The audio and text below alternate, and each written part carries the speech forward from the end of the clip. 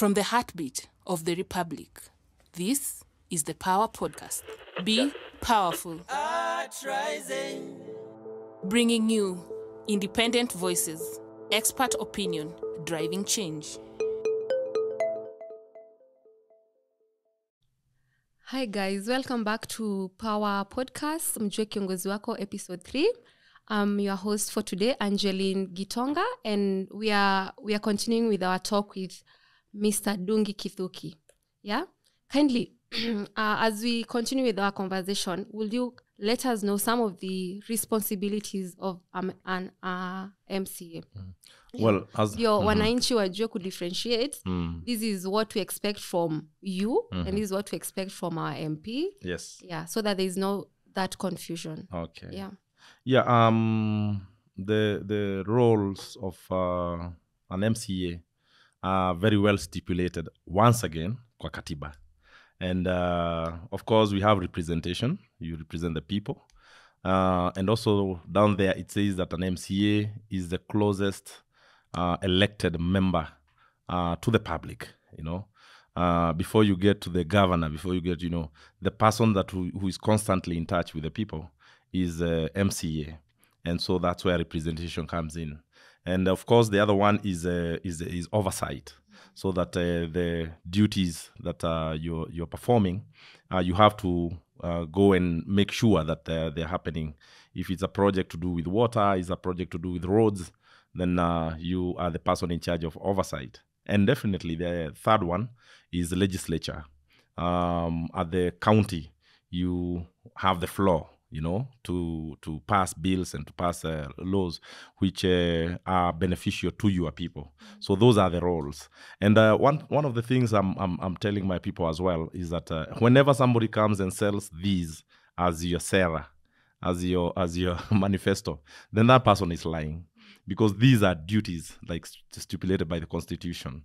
It is how you actualize that you call a manifesto. How do you make that happen is what you call a Sarah or a manifesto.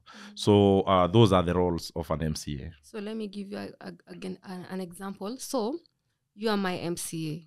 I come to nikwambie, my child, amefukuza school fees. And we've talked about representation. How are you going...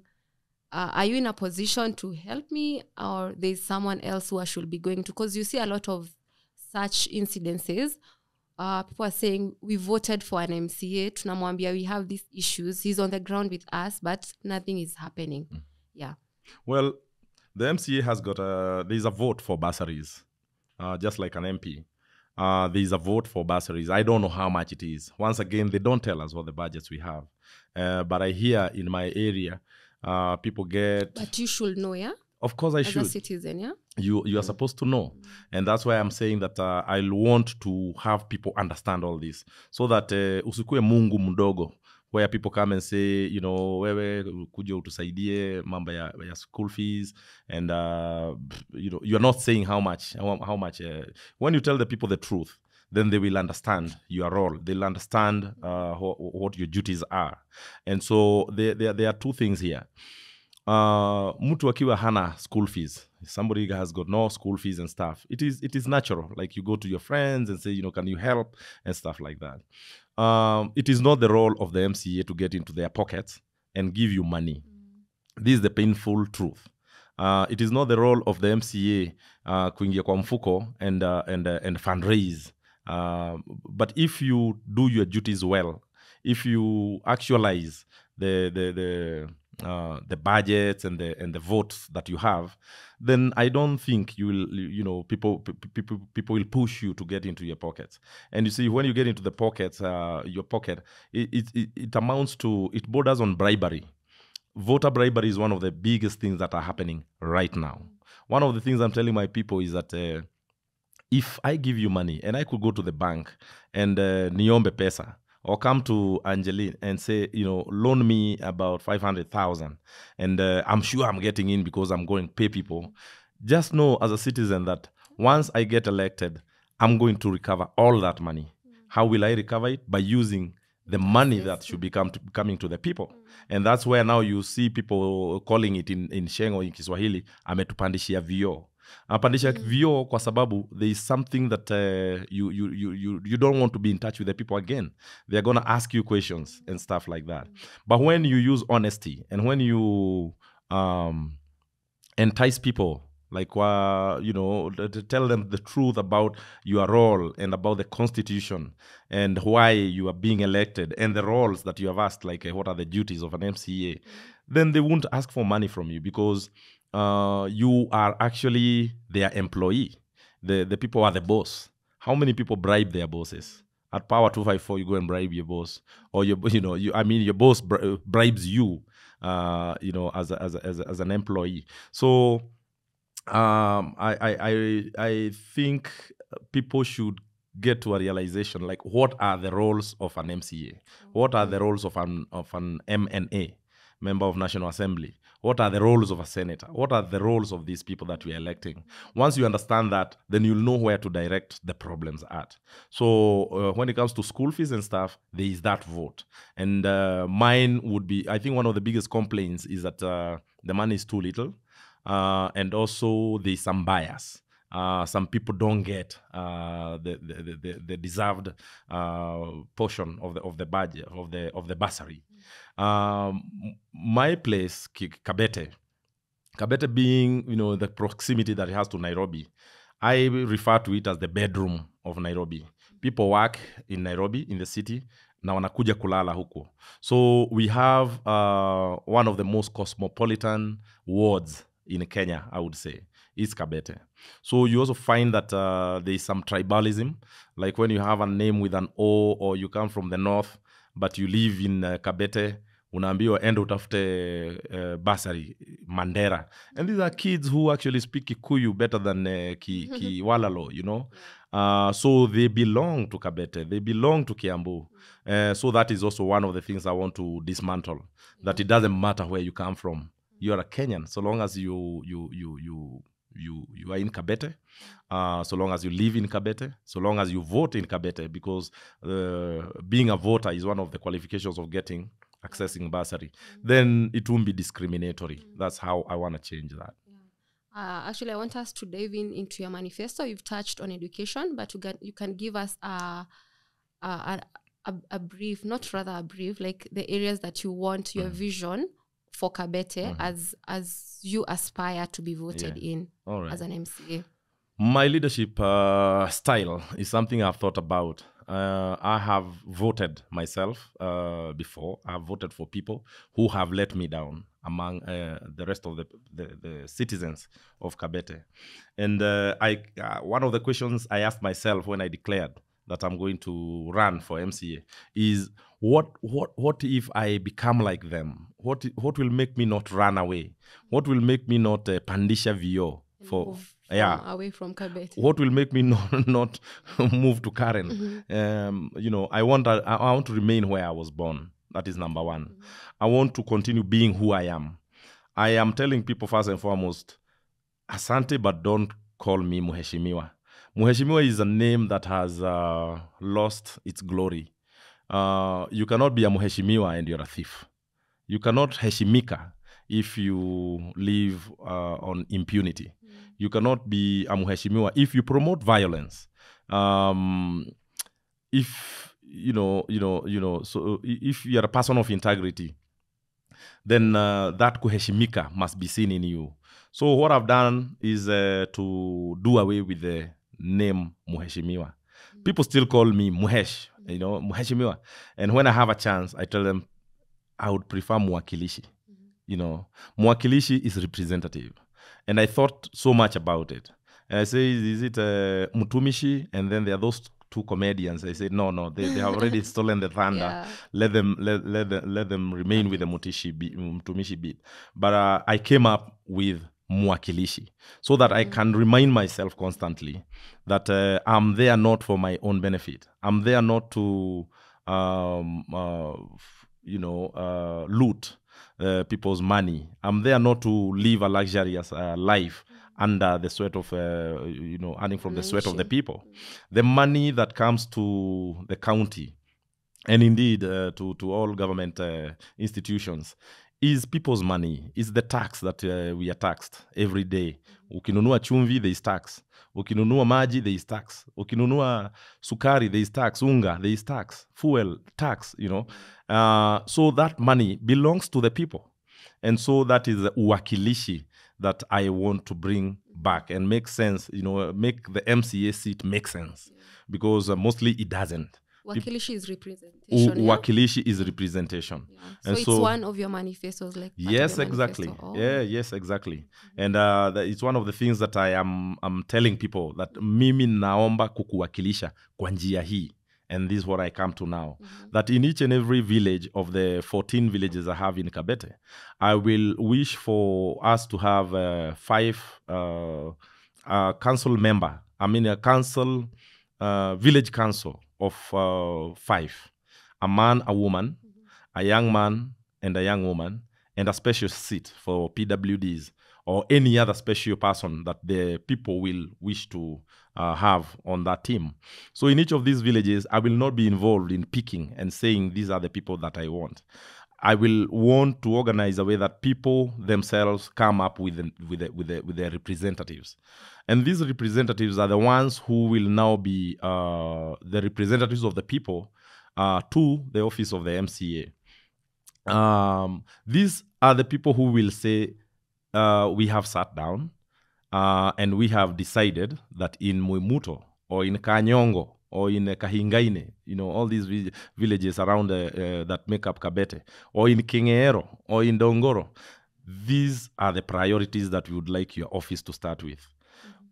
It is shocking that when research is done in Kenya, the poverty levels and so on, you find that Kabete is always number 1 or 2 of the richest constituencies.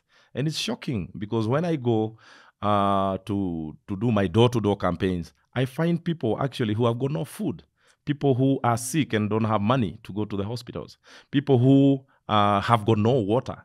I think as we say that other areas like semi-arid areas and arid areas in Kenya do not have access to water, Kabete is one of those places which is arid. But I mean, there's no water in Kabete, public water. Why is it because of the cartels? It is unlike a bit of Dagoretti where they have cartels who mess up with the water system so that they can sell water. Kabete is different. It is mismanagement and corruption. You find that the people who are in charge, who are supposed to be managing this water system, do not bother at all. In Mwimuto, for example, where I come from, we have a borehole. And this borehole, we also have a reservoir tank, a very huge one. But it's not operational. It's the same thing that's happening in a village called Kanyongo. It's the same that's happening in a place called Kahingaine. The same with Kingeero. So I've been studying this and wondering, why do the people of Kabete don't have access to water? This is a place which is one of the closest, wards to the city. How come we don't even have paved roads in Kabete? Yet it is the bedroom of the people who work in Nairobi and who come to spend there. When you cross from Mwimuto, I mean, there's literally a wall that separates Mwimuto or Kiambu with Kitisuru. Why it's there, I don't know. But I call it the Berlin Wall, and it has to come down one day. It's not one of my manifestos, though. But you can see clearly that once you just walk into Nairobi, at least the roads are paved. They are better. You don't have a lot of dust roads across the wall. But immediately you cross the wall towards Kiambu, there are no roads, barabara ni mbovu kabisa. If somebody blindfolds you and removes the blind once you get into Mwimuto, you'll be shocked because hakuna lami, hakuna maji. What kind of a place is this? So those are the things that maybe these groups of 5 are going to address. Let them come up with what are we going to start with? Is it the water? Is it the roads? Is it what is it? Yeah, so that is the manifesto I'm selling. And I'm saying why I'm selling that one also. It's kwa mujibu pia wa katiba. public participation. So my leadership is going to be pegged on, it's going to be a participatory leadership. I don't want to lord over people. I don't want to be the boss of the people. I don't want to be that muheshimiwa. I want to be working with the people so that the people also can feel that they are part of this leadership. The people can also feel empowered that whatever that is happening is going to they are part of it. The other one I'm selling is to say that I'll be transparent. And practically, how do you become transparent? That is all accountability. That is accountability. And that is what I'm saying, that I want to be bringing these budgets to the people. So that when I have an annual budget from Kiambu County, I want to use the churches, I want to use the mosques, I want to use the schools, so that even children know the budget that we have. Give them to the principals and head teachers of schools. Let it be read during assembly. Let people know that this is your money and this is the amount that we have. And so I link that now with the village councils, because the village councils are now going to say, in Kibishiko village, this is the budget that we have. This is what we want to start with. And once we are done with that, what next? What is the other priority that we're going to do? So I'm only selling 2 manifestos, to Serambili peke yake. But as you can see, they are pegged on each and every problem towards a solution of the people, by the people. It's actually good to involve the citizens so that you're not here solving a problem that is not actually a priority to them. Exactly. So big up on that. Thank you. Yeah, I hope the citizens will also take up the challenge. Yeah. Yes, and make the right decision. Yeah. And I would also put a rider there that kuna mwanasiasa, you know, there's a joke about a politician who said, hey, people, I'm going to build a bridge. And people are clapping and saying, yay. And then after he got in, you know, the people said, okay, you promised, where is the river? There's no river. You know, it's actually a true story. I hope not.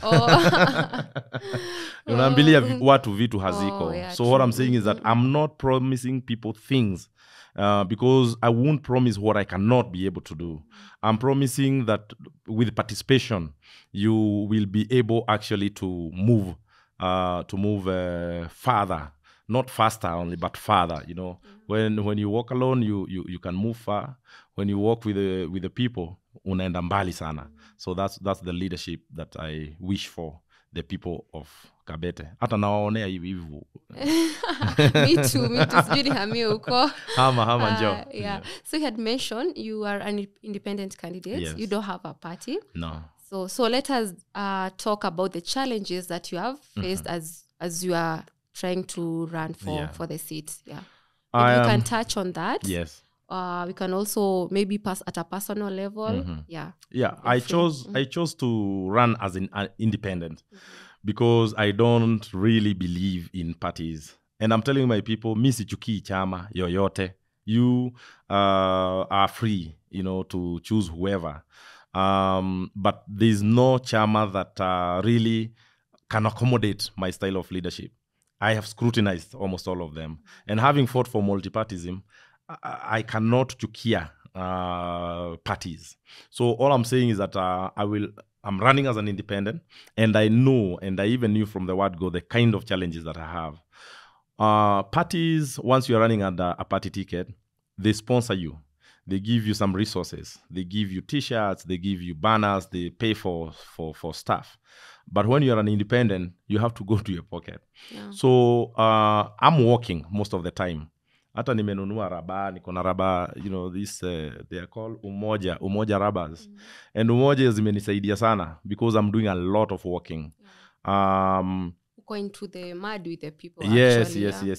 Naenda na knock milango, naingia, naongea nao, na nawasikiza, na pia nasikiza shida ambazo wako nazo. And one of the challenges, of course, is resources.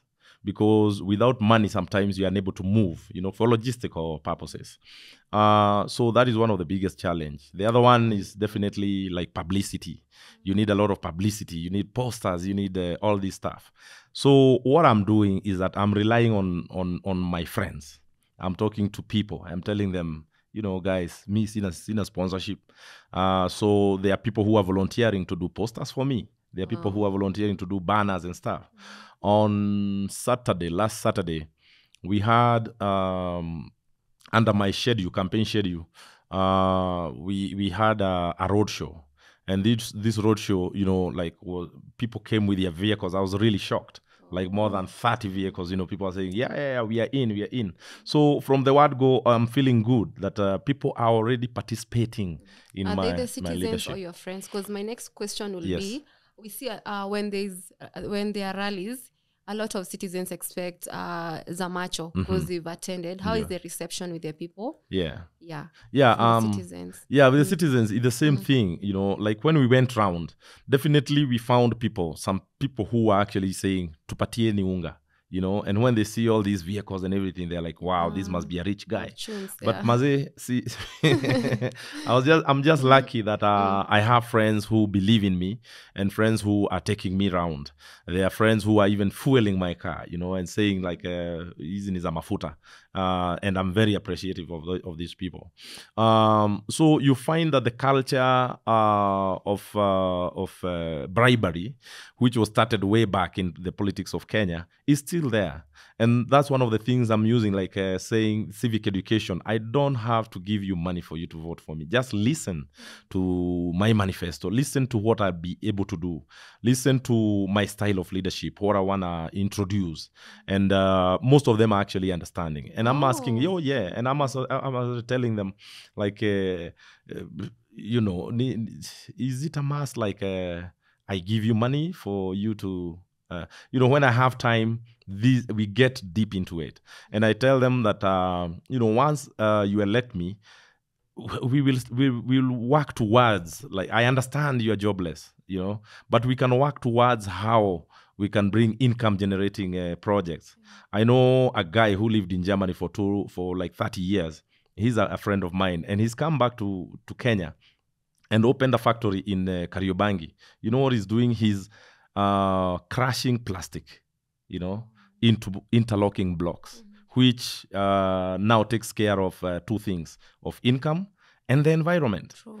Kabete is full of plastics. This is one of my dream projects, which I want to do, so that I involve all the young people, women, and everybody, collect, safisha mtaa yako, but for a living, so that you make a living. And if you're lucky, then we have this project going, we have this factory going, and also tuanze kujenga na hizi plastics.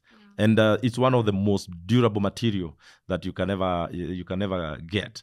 And my guy Jose, what he says is that when you build with this material, what happens is that I give you a guarantee of 500 years. And 500 years is because I will not be around, but I know it can go longer than that. Haitaoza, haina shida ya weather, haiezi chomeka, haina ku rust and stuff like that. So there are innovative things, ideas that I have, and I think in that position, I will try my best to bring that in. The other one for the youth, my dream is to have a Kiambu Cultural Festival. Kiambu Cultural Festival is something that we have the youth of my area and anybody who has got talent to come forward, and so that we can work together towards a united Kiambu, celebrate our culture, celebrate our Kenyanness. And I'm also saying that it will involve a lot of people. And so far as it's going to have to be happening only once a year, in between, there are people actually coordinating it and everything. And so this will come under legislature, so that whether I'm there or not, the Kiambu Cultural Festival will go on long after I have left. Wow, that's quite interesting and huge. Yeah, we are jealous for you, Kabete. Please, grab this opportunity. Oh, yeah, sure. Thank Have you experienced any challenges with family? Because I know it's a sacrifice going into politics, especially with someone who has a family or so. I have the support of my family, like 100%. Oh, wow. We sat down with them, my brothers, my sisters, my immediate family, and I told them this is what I'm planning to do. And so they asked me, are you sure that you're gonna do this? And I told them, I got this. So they believe in me. Definitely sometimes you are quite a lot of hours away from home. but I have tried to schedule it in a way that on Mondays I don't do anything.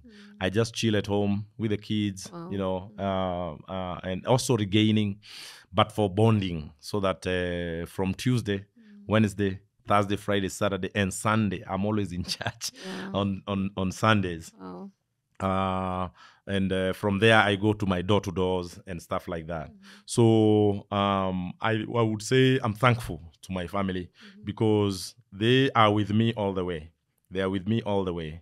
And also with the community because they are supporting me as well. So I haven't had any challenges, really, apart from some shocking thing that happened a day before, 2 days ago, where one of my supporters was accosted and assaulted for supporting me. And I said, by your competitor? By a supporter of my competitor. Oh, and it's an electoral offense. So did you take any action? Well, the guy has taken action because he reported to the police, and he has what do you call this OB number. He also has a P3 form filled by the medical staff and the police. So it is shocking, and I think this is primitive. It's something that must not happen. It has never happened before in Kabete. But, when you feel maybe like you don't have sera za kuuza, and then you resort to violence, then, people will run so fast away from you. So I'm calling for calm. I'm calling for peace. I'm calling for people who are vying all over the country to preach peace, bring unity more than violence, because violence sometimes begets violence. But I'm telling my supporters, please calm down. Don't retaliate. Let the law take its course. We wish him a quick recovery. And it's actually sad that the citizen, they can't connect that it's not about Githuku. It's not about Angie. It's about the person that will represent me. It's not that personal. In the same way that you've said something very important. If the citizens knew about the Constitution, some of these, we won't have to deal with some of these issues that seem very off. That's so true. So thank you so much for telling us about your vision for Kabete. Maybe as we come to a conclusion, I want us to talk about two things, but you had touched on them. You talked about transparency. Now, apart from transparency, what other measures are you going to take to ensure that you are held accountable by the citizens who are going to choose you? I'm looking forward to that, and that's why I'm saying I'm looking forward to practicing good governance. And there are many angles into looking at good governance. I have partnered with a group calling itself Tugutuke. Maybe you should have them on this show one day, because Tugutuke are membership organization, movement, and they are supporting independent candidates who have got an ideology behind their candidacy. And one of the things that we are planning is to actually publicly sign an agreement, an MOU between you, the candidate, and the people. And once you sign it, it means that you're going to be held accountable by Tugutuke for the people, on behalf of the people. And so when I heard of this idea and joined the Tugutuke movement, I suggested that actually it would be nice not to sign this in a boardroom. I would want to go and sign it in Wangige Market, where everybody is witnessing.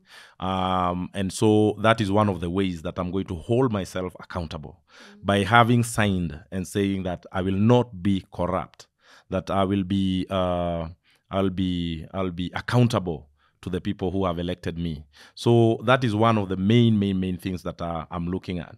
And then the other thing is what I touched on, that once you have transparency, once you're able to bring the budgets to the people so that the people know how much you get, then I won't be able to steal a coin, because they're going to ask, what happened to that portion, like what happened to it? So accountability and my leadership are going to be twins. They're going to be part and parcel of my day-to-day activities. And I will also be open-minded. I will want to hear maoni ya wananchi. and that will actually ground me or put me in check. So with the groups of village councils, I think those are another avenue where they will be monitoring and reporting back to the people that ile mradi imekwama, manake mwakilishi haonekani, hapatikani. So sitaki kuwa a person who is not kupatikanaing. So they will be monitoring every move that I make, every role that I'm undertaking. So the people will be allowed to scrutinize me. And so after every 3 months, it will be nice to be meeting the communities of these villages and assessing how far have we gone, how much is remaining, what else are we going to do after this. And that is, I think, one of the ways of keeping myself in check. Wow. So all the best. Thank you. Yeah, you've got a quite interesting way or vision for your people. Yeah. Yeah, and I hope it's yache kukua ni mambo personal. They actually get to listen to your ideas. Yes. Yeah, and make the right decision. Yeah. Because whoever they choose reflects their kind of life, that's the standard of their lives. Yeah? That is true. That is true. I'm telling them that, once we change Kabete, then we can be able to change Kenya. And once we change Kenya, we can be able to change Africa. Yeah. So I'm looking beyond my little village of Kabete. And I'm saying we are going to change this country one village at a time. Kabete mbele. I don't know whether I should say amen, but amen to that. Yeah, one village at a time is my rallying call. Yeah. So that once we're able to change Kabete, I hope it will inspire, a village in or a ward in Borabu or in Mandera. Like, why don't we use the model of Kabete? And that way, we'll keep changing this country. It's been a long journey where I've come from, with my walk towards fighting for human rights and justice. And I think we have a longer way to go. So let's tread that road, the road of making Kenya great. All the best. Thank the best. So as we conclude, kindly give your people something, the thing that they should remember you. Speak to them. Na uambie mbona wanafaa kuchagua wewe, mbona wewe, mbona ni wewe unafaa kuwa represent. Yeah. Most of the people of Kabete sometimes speak in a dialect called Githuku, but I will speak in English and a bit of Kiswahili. Yeah. Niambie watu wangu wa Kabete, huu ni mwamko mpya. Hapa tuko nayo nafasi ya kutengeneza nchi yetu through mambo ambayo ningetaka kufanikisha kwa kazi yangu ya UMCA. Mimi ni mtu ambaye nitaajibika. Ile kitu ambayo imesumbua watu wengi hapa nchini ni kwa sababu viongozi wengi wamekosa kuwajibika. Kwa hivyo hii ni nafasi yenu. Nafasi ambayo nafikiri hatujapata tena mbeleni, ya kiongozi ambaye anajitosa kwenye uwanja kwa njia ya kusema ya kwamba ataenda kwa mienendo ya wananchi. Nawaambia pia ya kwamba kiti cha MCA ni kiti ambacho kiko na maana zaidi kuliko kiti cha rais. Mnapoendelea kufanya kampeni ama kufanya debate zenu, mkiulizana utapigia Ruto ama utapigia Wajakoya ama Mwaure ama utapigia Raila, kwanza fikiria juu ya MCA wako. Huyu ndio mtu aliye karibu nawe zaidi. Ukiwa kwenye ile foleni tarehe 9 mwezi wa 8, usiende kwa foleni ukiuliza tunachagua nani kama MCA, na huku unajua haswa ya kwamba uko naye rais ambao utamchagua. Tufanye the other way around. It is important for you to go to that queue knowing your MCA, ule MCA ambao utampigia kura. Alafu ukiwa kwa laini uulize na rais tutapigia nani. Manake MCA ndio mtakuwa naye kwa hiyo miaka 5, siku kwa siku. Hakuna wakati watu wa Kabete mtaenda kwa rais hapa State House kusema ya kwamba barabara yetu ni mbovu, kusema ya kwamba maji hamna. Utaonekana kidogo hapo umepotea njia. Kwa hivyo the seat of the MCA is the most important seat in this elective process ambao tutakuwa nayo in August. So wasikize wengine, wapatie masikio yako, usikie sera zao, and then you'll make a very informed decision. Lakini kwangu nasema tusipigie chama, tupigie mtu ambaye ako na itikadi ya kutosha ya kuwasaidia kama watu wa Kabete na kuwasaidia kama Wakenya wote ambao mnaenda kwenye uchaguzi. Kwa hivyo nawatakia kila laheri, mkuwe na amani na mkuwe na umoja na mkuwe na mambo ya kuwaleta viongozi ambao watatutoa kwenye hii shida ya kutowajibika. Tuwachague viongozi wenye kuwajibika. Chagua Ndungi Githuku. Thank you so much, our guest, Ndungi Githuku, for taking your time to come and be sacrificed. Yeah, thanks for having me. Yeah, thank you also to our listeners. Kindly get this conversation on all our platforms, social media platforms. That is PAWA 254. I've been your host for today, Angeline Gitonga. Kupigwa na kupokonywa maisha na kutatuzuia sisi